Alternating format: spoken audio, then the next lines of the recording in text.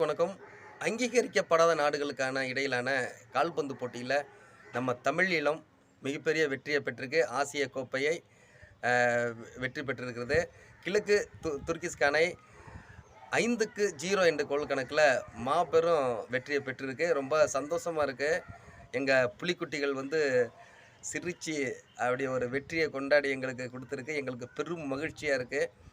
இது பு தமிழ் தமிழ் ஈழம் ஒருபோதும் தோற்காது.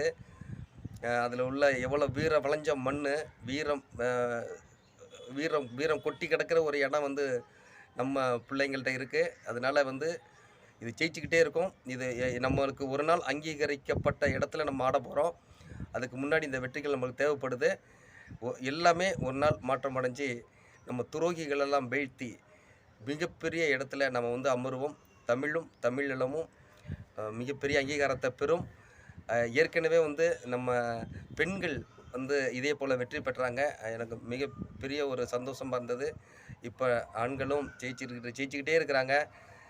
ரொம்ப சந்தோஷமா இருக்குது. ஃபுட்பால் எனக்கு ரொம்ப பிடிச்சது. ஏன்னா நானும் ஒரு ஃபுட்பால் பிளேயரு. வாழ்த்துக்கள் புலிக்குட்டிகளே! நீங்கள் உங்களுடைய அங்கீகாரம் இனிமேலுக்கு இதெல்லாம் அங்கீகாரம் தானே!